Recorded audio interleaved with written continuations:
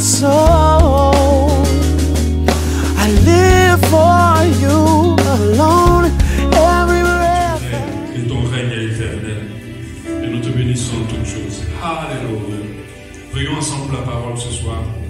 Seigneur, nous te rendons grâce parce que ta parole est libérée pour chacun de nous ce soir. Elle nous fait du bien, nous rapproche de toi. Elle nous permet de façonner à ton image. Elle nous permet de te ressembler encore plus. Elle nous permet d'être comme tu veux que nous soyons. Et nous te bénissons ce soir. Que tout le cœur en ce lieu est connecté, soit disposé. Ceux-mêmes qui vont écouter le message après, soient connectés à cette grâce que tu libères ce soir. Et que ma bouche libère seulement que ce qui est juste. Donne-moi d'enseigner par ton esprit. Et que ton esprit me remplisse et remplisse ma bouche de tes paroles. Au nom précieux de Jésus. Alléluia. Amen. Nous nous asseyons dans la présence de Dieu. Nous sommes aujourd'hui à nos jeudis de victoire. Nous devons finir dans les 1 heure. C'est pour ça que nous prenons un peu plus de temps. Nous faisons plus vite.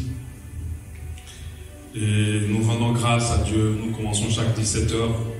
Tant que le couvre-feu restera à 20 heures pour nous laisser le temps de rentrer. Surtout pour ceux qui n'habitent pas la zone norvégien. Amen. Nous bénissons le Seigneur parce qu'il est fidèle. Alléluia. Est-ce que quelqu'un peut dire Dieu est fidèle? Amen. Il est même fidèle, très très fidèle. Alléluia. Heureusement que l'action de Dieu dans nos vies ne dépend pas de nous. Alléluia. Elle dépend de sa fidélité, elle dépend de son amour, de sa miséricorde. Elle dépend de lui. Alléluia. C'est pour cela que nous sommes dans l'assurance que notre Dieu prend soin de nous. Alléluia. Amen. Nous sommes à nos jeudis de victoire, pas pour nous enseigner pour que nous remportons la victoire, mais juste pour nous enseigner, pour que nous réalisons que nous avons obtenu une victoire à la croix de Golgotha, que nous puissions activer cette victoire dans notre vie et que nous puissions entrer dans cette victoire. Nous avons commencé jeudi passé, délivrer de l'amour de l'argent. Alléluia. La parole de Dieu nous dit en Hébreux 13:5, ne vous livrez pas à l'amour de l'argent. Contentez-vous de ce que vous avez, car Dieu lui-même a dit, je ne te délaisserai point et je ne t'abandonnerai point. Alléluia. Amen. Nous comprenons clairement au travers de ce verset que Dieu ne veut pas qu'on ait de l'amour pour l'argent. Alléluia. Dieu ne veut pas qu'on ait de l'amour pour l'argent. L'argent en lui-même n'est pas mauvais. Dieu veut nous en donner. Et Dieu, la Bible dit qu'il appartient l'or. C'est le Dieu à qui il appartient l'or et l'argent. Donc si l'argent était mauvais, on ne l'aurait pas qualifié Dieu d'être en possession de l'argent. Alléluia. L'argent n'est pas mauvais, mais c'est l'amour de l'argent qui est mauvais. Alléluia. L'amour de l'argent est mauvais. Et la Bible dit que nous ne pouvons servir deux maîtres à la fois, c'est-à-dire servir l'argent et servir Dieu. Je ne vais haïr un et il va servir l'autre. Alléluia. Amen. Donc avant de lancer vraiment d'atteindre le cœur de Dieu, nous devons comprendre que Dieu tient à ce que nous ne soyons pas emportés par l'amour de l'argent. Et qu'on ne pas t'emporter, c'est d'être attaché à l'argent. Alléluia. Et quand on parle du fait qu'on parle d'amour de l'argent, beaucoup vont se dire, sincèrement, je ne suis pas concerné, je ne me prostitue pas pour l'argent, je ne me corromps pas pour l'argent, ainsi de suite, on va se dire ça. Donc du coup, on va se dire, certainement, cet enseignement n'est pas pour moi. Et nous avons clairement compris hier, le jeudi passé, qu'il y a cette raison qui peut nous amener de manière subtile ou directe à l'amour de l'argent. Et l'une des raisons, on a pensé, j'ai parlé du pouvoir attaché à l'argent. L'argent a tellement de pouvoir dans le monde dans lequel nous sommes que si beaucoup de chrétiens et même d'hommes de Dieu se corrompent, c'est à cause du pouvoir de l'argent. Avec l'argent aujourd'hui, la Bible dit, il répond à tout. C'est-à-dire, ce n'est pas dit que l'argent peut sauver une âme, mais c'est pour dire que l'argent a tellement de puissance de nos jours qu'il peut répondre à énormément de choses. Le pouvoir de l'argent peut nous amener à nous attacher à l'argent, pour nous amener à avoir de l'amour pour l'argent. La raison de... J'ai parlé du fait que lorsqu'on est trop ambitieux, lorsqu'on a trop de gros rêves, des rêves de grandeur sur la terre, on peut se retrouver attaché à l'argent.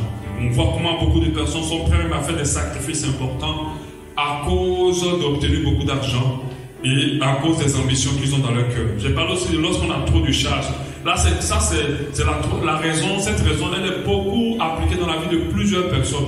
De nous tous. Nous sommes tombés dans l'amour de l'argent à cause de la base de trop de charges, trop de dépenses, trop de choses à régler. Et lorsqu'on se retrouve dans ces cas-là, c'est très difficile de cracher sur l'argent qui n'est pas propre. C'est très difficile de ne pas se corrompre un peu pour un peu d'argent. C'est très difficile de ne pas se retrouver attaché et amoureux de l'argent. On a besoin, la raison 4, le besoin d'honneur, de notoriété, du m'as-tu vu, peut nous attacher à l'amour de l'argent. Alléluia. Lorsque nous voyons que ce monde-là honore l'argent, ce monde-là acclame l'argent. Alléluia. Si tu n'as rien, tu n'es rien, tu n'es pas vu, tu n'es pas connu. Aujourd'hui, nous achetons énormément de choses à cause de l'honneur qui est attaché à ces choses. Et ces choses sont accessibles avec l'argent. Alléluia. Des vêtements de grands couturiers, des grandes maisons, des grandes voitures. Toutes ces choses-là, des fois nous les recherchons, pas parce que nous en avons besoin, mais parce qu'il y a l'honneur, il y a le m'as-tu vu, il y a la notoriété qui est attachée à ces choses-là. Et si on aime l'honneur, si on aime la notoriété, si on veut être vu, on peut tomber facilement dans l'amour de l'argent. Alléluia. Nous savons que les enfants de Dieu ont pour fardeau de ce que Dieu soit glorifié dans leur vie et non pas qu'eux soient glorifiés.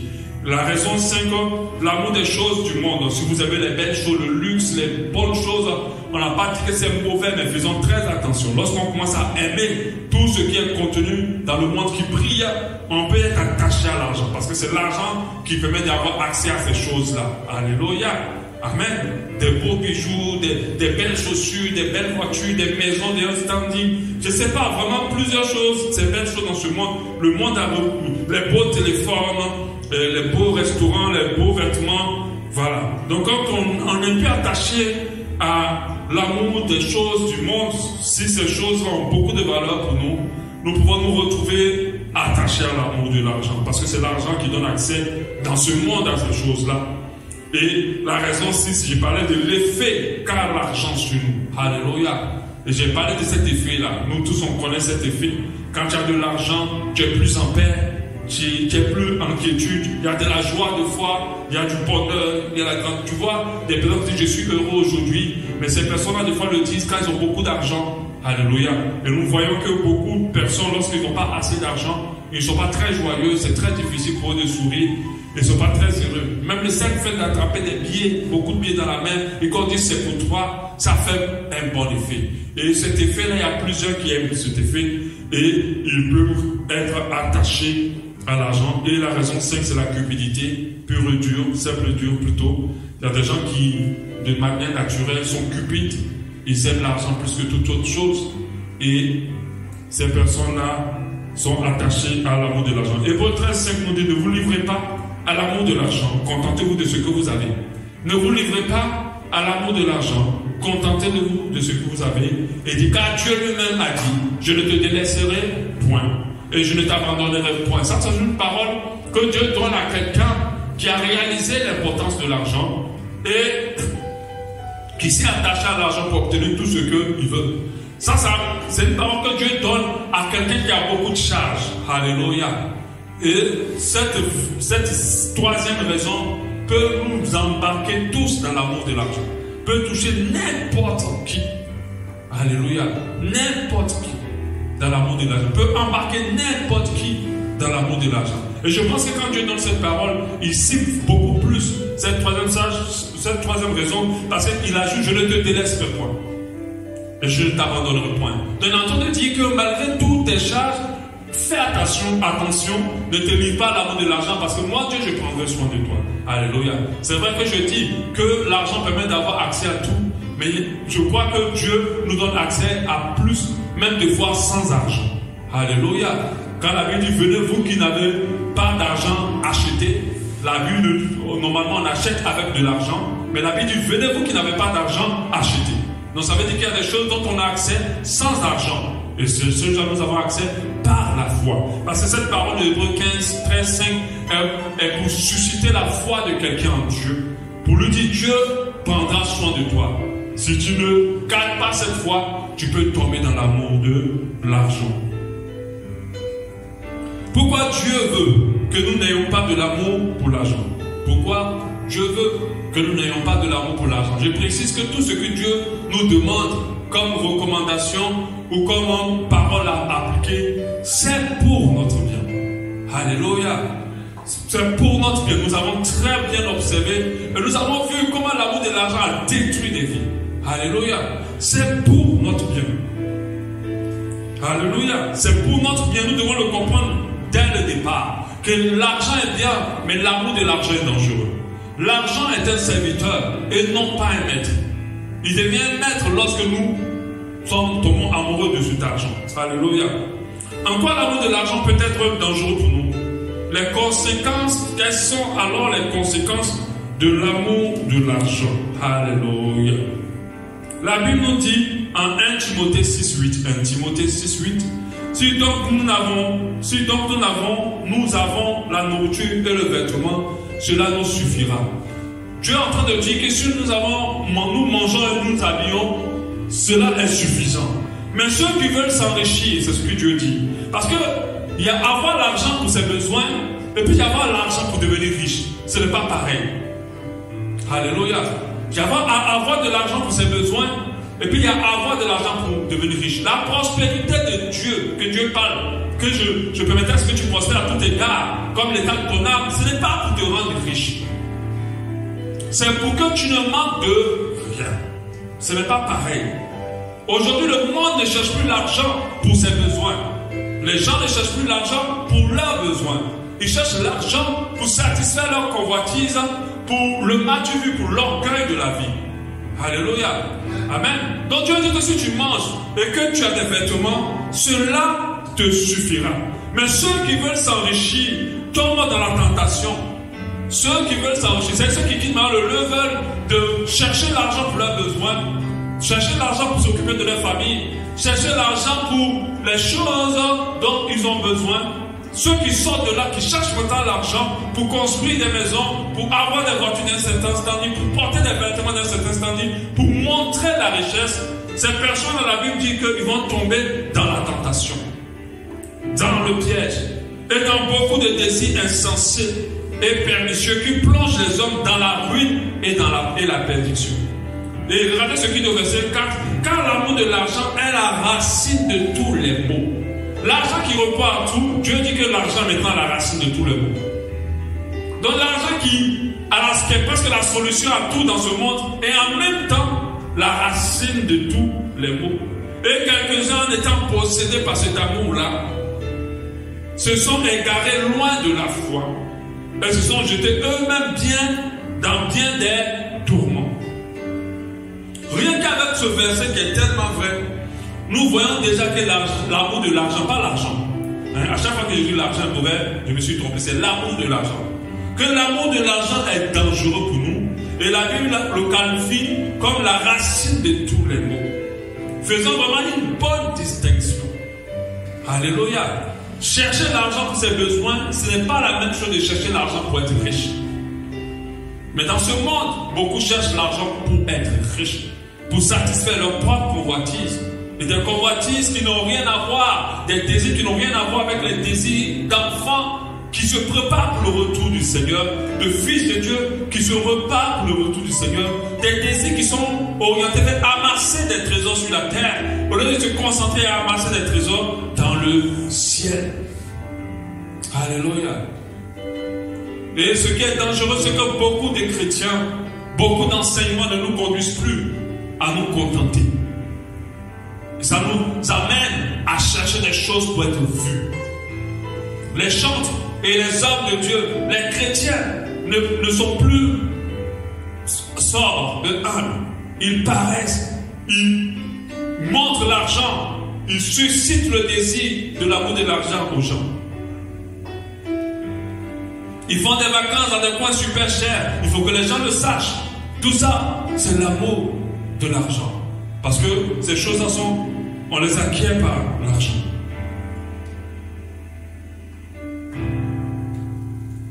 Un avocat disait dans une émission que je regardais que la majorité des crimes, c'est-à-dire où on tue les gens, ont pour mobile l'argent. Des femmes qui tuent leur mari parce qu'elles ont appris qu'il a une assurance vie. S'il meurt, moi je gagne $1 million. Des hommes qui tuent leur neveu parce que leur père est décédé et qu'il y a beaucoup d'argent en jeu. Mais je vous ai parlé de cet enfant qui a tué tous ses parents parce qu'il se disait s'il meurt, j'aurai beaucoup d'argent pour faire tout ce que je veux. Il a tué sa mère, son père, et il a égorgé sa soeur. Et il s'est blessé en faisant croire que quelqu'un venait les tuer tous et lui, il a réussi à s'échapper. Et à la fin, on s'est rendu compte que c'était lui qui a tué ses deux parents et sa propre soeur. L'argent, vous ne pouvez pas imaginer. Peut-être qu'on parle de l'amour de l'argent, les gens ne réalisent pas à quel niveau beaucoup sont atteints et ils sont prêts à tuer pour. Il y a des gens qui ne sont pas des criminels. Mais quand ils se retrouvent face à un charlatan, et le charlatan lui dit, si tu acceptes qu'on donne, on tue telle personne, tu vas être riche, cette personne accepte. Elle ne va pas prendre le couteau pour aller tuer, mais elle est prête à dire, prends la vie de cette personne, prends la vie de mon enfant, prends la vie de ma femme, prends la vie de mes enfants, de ma soeur, de mon frère, pour que moi je sois riche. Et d'autres vont jusqu'à donner leurs propres années, comme cela se passe actuellement en Côte d'Ivoire depuis des années, où des jeunes vont faire des fétiches pour réduire leur temps de vie, mais qu'il faut que le peu de temps qu'il leur reste, ils aient beaucoup d'argent. Et beaucoup d'entre eux meurent de manière tragique, parce que leur Dieu est clairement l'argent. Alléluia. Si l'argent n'existait pas, et qu'on était au temps où on donnait les choses par échange, si tu as le riz, tu me donnes le riz, moi je te donne le manioc. C'est comme ça qu'on faisait avant, et tout le monde travaillait. Si l'argent n'existait pas, je pense que près de la majorité des mots qui sont dans ce monde auront disparu. C'est vrai que il a son rival qui est le sexe. Parce qu'avec le sexe aussi, on a tué le crime passionnel. Le sexe aussi a créé beaucoup de dégâts. Mais des fois, quand il y a très bien, la majorité des dégâts sexuels sont liés à l'argent. Tu vois la dame qui va féticher l'autre dame parce que son mari est riche.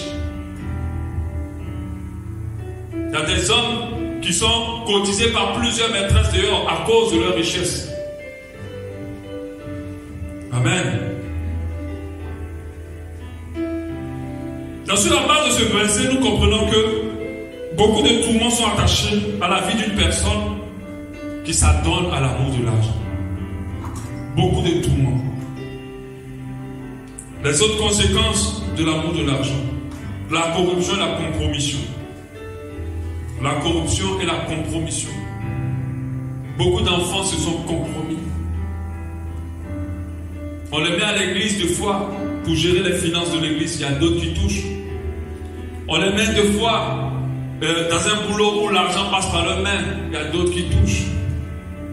Ils se sont compromis. Ils sont corrompus.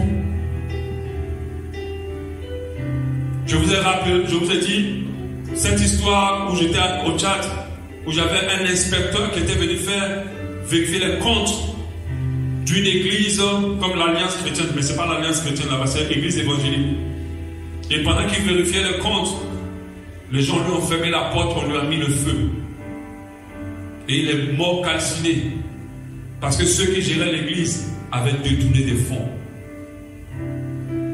Corruption. Ça commence toujours par un peu, et puis ça grandit.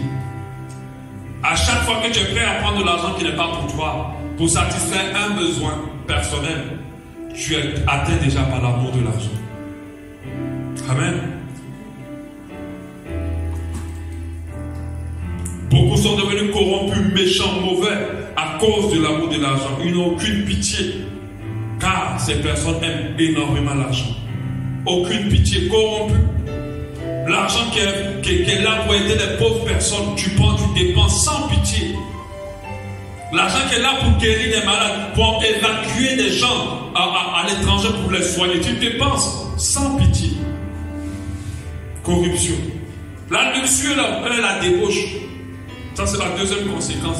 Il y a des personnes que Dieu ne rendra jamais riches.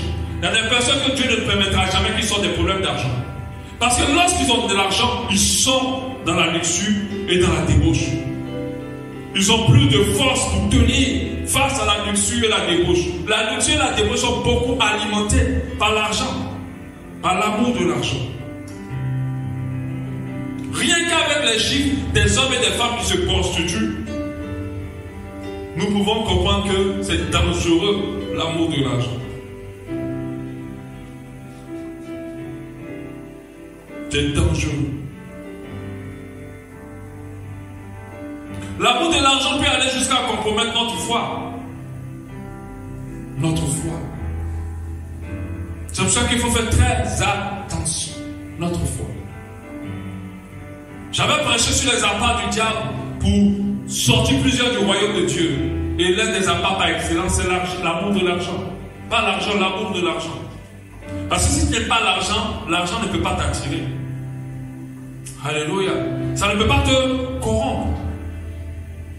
Alléluia. Et beaucoup vont compromis leur foi par amour de l'argent. Ils ont travaillé pour des choses qui vont leur rapporter de l'argent, mais pas dans l'endroit où il faut qu'ils doivent être. Plusieurs filles ont cédé au sexe parce qu'il y avait de l'argent en jeu. Aujourd'hui, dans la société où on est, lorsqu'une jeune fille refuse de coucher avec un homme riche, on dit qu'elle est bête. On dit qu'elle rate sa chance. Lorsqu'un jeune homme refuse de coucher avec une maman riche, on dit qu'il est bœuf. Il rate sa chance. Ce n'est pas une chance. Alléluia.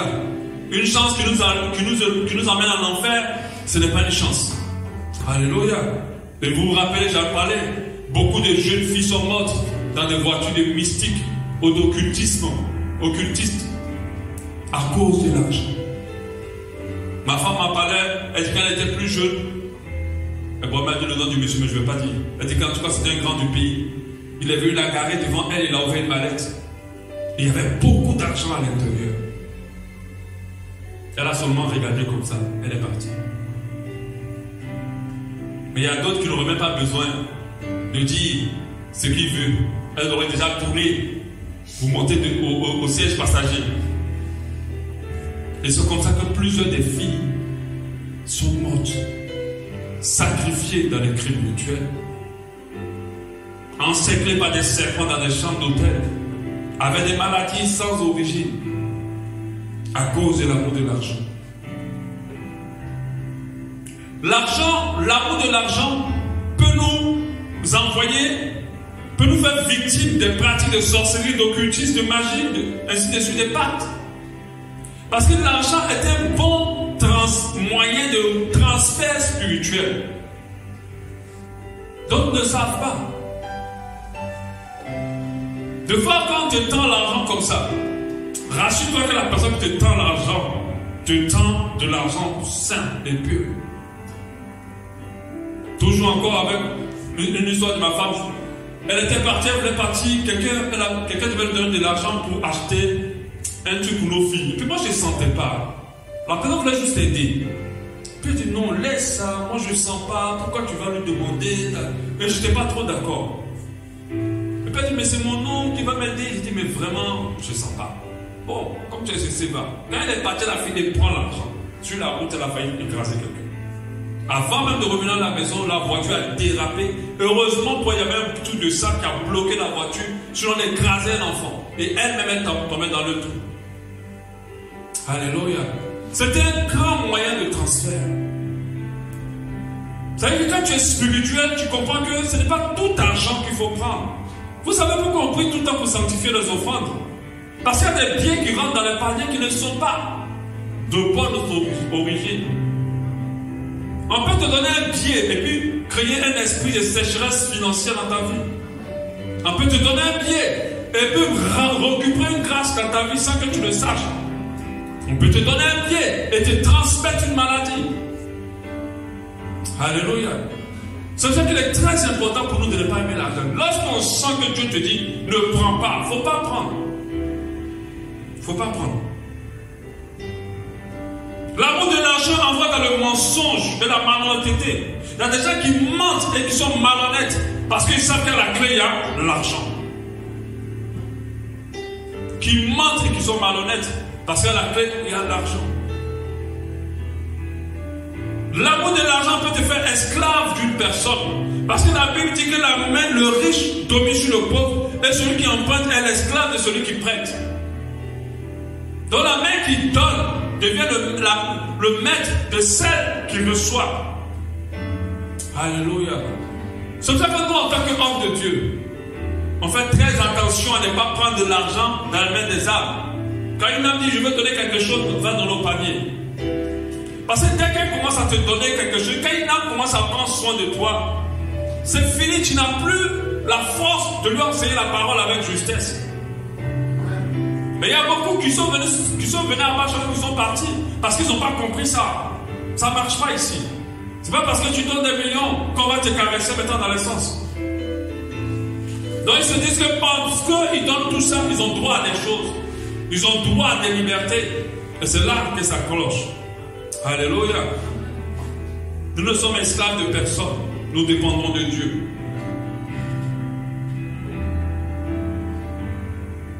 L'attachement au monde, comme je l'ai dit, si Dieu veut l'argent, tu auras du mal à ne pas aimer le monde. L'argent, l'amour de l'argent peut nous faire rater le ciel.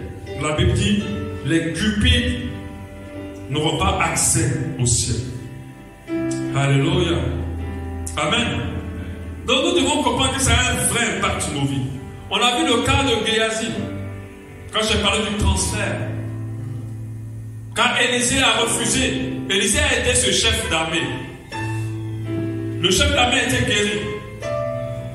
Ça c'est un message que les hommes de Dieu n'aiment pas prêcher. Ils n'aiment pas trop prêcher ça.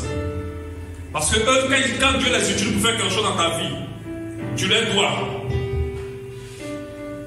Tu dois payer. Mais quand Élisée a été ce chef-là, il allait prendre tous les biens possibles. Quand il est venu, Élisée a dit, je ne prends pas. C'était ce que Dieu m'a juste utilisé pour te guérir. Ce n'est pas pour prendre l'argent avec toi. Et quand le gars partait, Géasi allait l'attraper là-bas. Vous dites, non, mon chef a finalement changé. Il faut me donner. Et le gars aussi a donné, puisque nous voulons vraiment bénir celui qui l'a délivré de la lèpre. Donc nous avons vu ce qui s'est passé. Quand il a pris déjà, Élisée était avec lui en esprit, il avait vu ce qu'il a fait. Et Géasi a pris la maladie du monsieur. Et c'est lui maintenant qui est tombé malade par amour de l'argent. C'est pour ça que faisons très attention.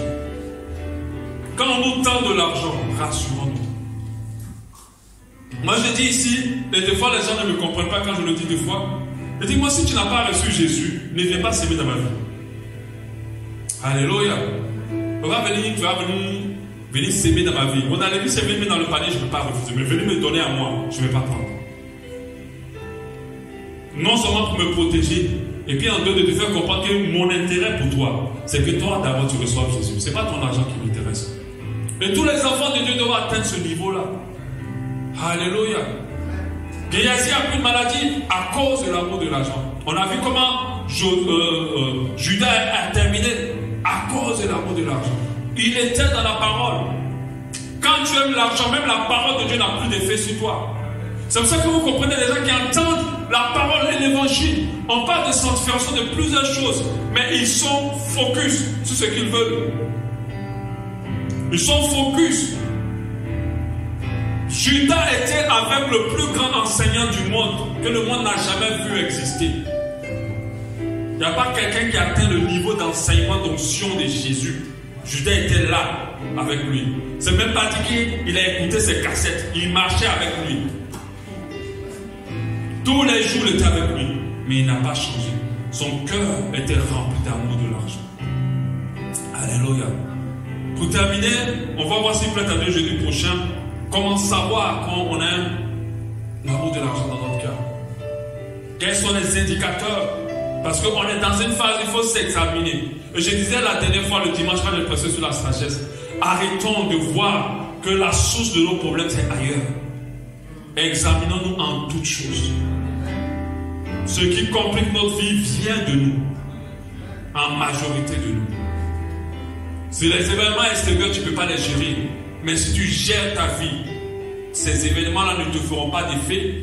Et ta vie va être conditionnée, va être redressée par rapport au royaume de Dieu. Alléluia. C'est pour cela qu'il faut nous examiner. Est-ce qu'on aime l'argent vraiment? Est-ce qu'on est attaché à l'argent? Sincèrement, depuis que j'ai commencé à enseigner ça, je m'examine encore, je vois qu'il y a des petits prix. Alléluia. Mais Dieu nous dit de ne pas nous attacher à l'amour de l'argent. Alléluia. Amen. On va prier pour ça.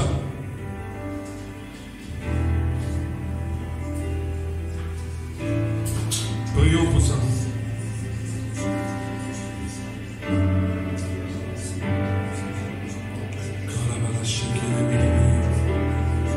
Libère-moi de l'amour de l'argent. Donne-moi vraiment de m'attacher aux choses d'amour, plus que choses de la terre.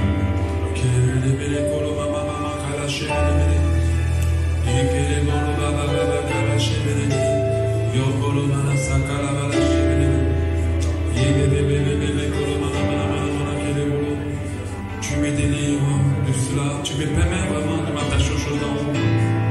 Que l'argent n'est point de pouvoir sur moi. Je sais que le monde court vers cela, mais je ne veux point me corrompre, je ne veux point m'éloigner de toi, je ne veux point me détacher de toi.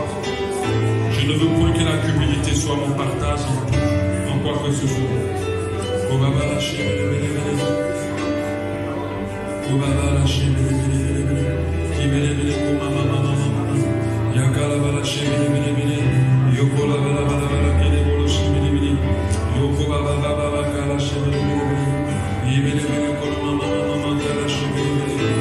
Libère mon cœur de toutes ces choses-là qui me lient encore à l'amour de l'argent. Libère mon cœur de cela, Seigneur. Libère mon cœur. Libère mon cœur. Alléluia. Mes yeux t'ont vu briser les montagnes, puis je le crois. À nouveau tu le feras dans le néant. Tu passes à la voie, puis je le crois. À nouveau tu le fais, mes yeux t'ont vu briser les montagnes, briser les montagnes. Oui, je le crois.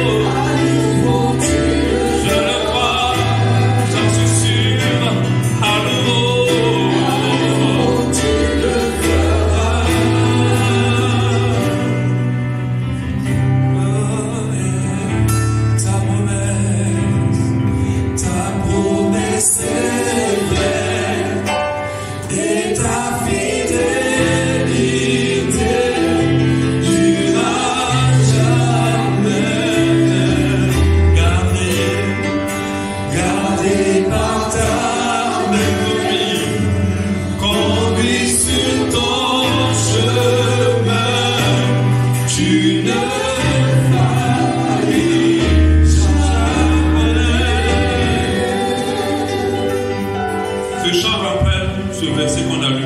Ne vous livrez pas l'amour de l'argent. Contentez-vous de ce que vous avez. Car Dieu lui-même a dit, je ne te délaisserai point. Car Dieu lui-même a dit, je ne te délaisserai point. Car Dieu lui-même a dit, je ne te délaisserai point et je ne t'abandonnerai point. Alléluia. Seigneur, je crois en cette parole. Et je crois que tu prendras soin de moi et que je n'ai pas à m'inquiéter. Je t'ai déjà vu faire et je sais que tu feras encore. Et je sais que tu feras encore, Seigneur. Tu me surprendras. Tu m'étonneras encore davantage. Tu feras au-delà de ce que je pense et de ce que j'imagine. Tu es un Dieu des surprises. Tu es un Dieu qui étonne. Tu es un Dieu extraordinaire. Et je veux te faire confiance. Éloigne-moi de l'amour de l'argent. Je veux t'adorer toi. Je veux te servir toi. Je veux courir vers toi, Seigneur. Je veux me reposer sur toi. Je veux avoir la foi en toi, Seigneur. Car je sais que tu es capable. Plus capable que l'argent. Plus capable que maman. Et je te fais confiance, Seigneur. Car mes yeux t'ont vu déjà faire. Et je te verrai encore faire. Au-delà de ce que je pense, que j'imagine. Seigneur, ce soir, que ta force et ta paix soit le partage d'un enfant qui s'inquiète pour le lendemain. Soit le partage de l'un de tes fils ou des filles qui s'inquiètent pour le lendemain. Que ta grâce en soit sa paix. Que ta force en soit en lui. Et que ta paix descende dans son cœur. Et qu'il se souvienne de ce que tu as déjà fait. Qu'elle se souvienne de ce que tu as déjà fait. Et qu'elle soit rassurée car tu le feras. Tu feras au-delà de ce qu'elle pense, de ce qu'il pense, au-delà de ce qu'il imagine, au-delà de ce qu'elle imagine, au nom de Jésus. Merci Seigneur Dieu. Merci pour ta parole.